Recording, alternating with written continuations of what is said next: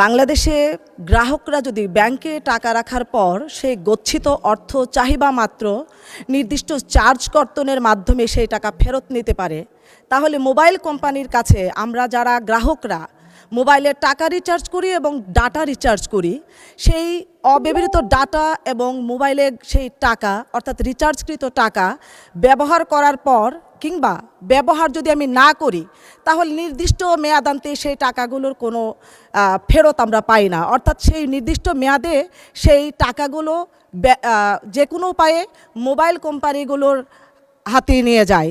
প্রতারণার এই ফাঁদ থেকে গ্রাহকদেরকে বাঁচানোর জন্য বাংলাদেশ সরকার কী পদক্ষেপ নিয়েছে এবং সেটি কবে নাগাদ বাস্তবায়ন হতে পারে? ধন্যবাদ মাননীয় স্পিকার। ভোগান্তি ভুলে চলে আসুন রিগালে, ওয়ারেন্টি সহ স্টাইলিশ কালেকশন নিয়ে রেডি রিগাল ফার্নিচার। মাননীয় মন্ত্রী। ধন্যবাদ মাননীয় speaker. It's a very relevant questions. Actually আমরা বিটিএসসির মাধ্যমে আমরা কয়েকবার যারা অপারেটর আছে তাদের সাথে কথা বলেছি। বিশেষ করে আমরা প্যাকেজ কিনি, 7 দিনের প্যাকেজ বা 15 দিনের প্যাকেজ। দেখা যায় আমার টাকা শেষ হয়নি, কিন্তু দিন শেষ হয়ে গেছে, টাকাটা কিন্তু ওরা নিয়ে নেয়।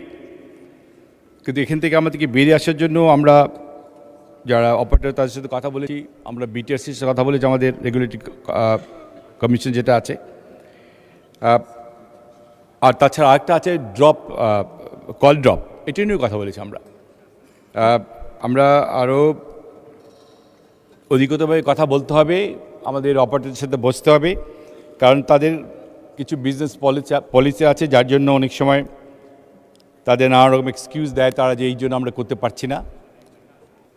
আমরা চেষ্টা করছি তাদের চাপের মুখে রাখতে, কারণ আমাদের আজকে মাননীয় সংসদ সদস্য যে কথা বললেন এটা আমরাও কনসার্ন।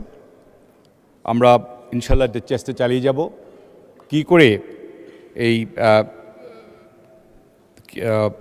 কি বলে এটাকে প্রবলেম থেকে বেরিয়ে আসা যায়। এটা আমরা নিশ্চয়ই আমরা চাপে রাখবো যারা অপারেটর আছেন। ধন্যবাদ মাননীয় স্পিকার।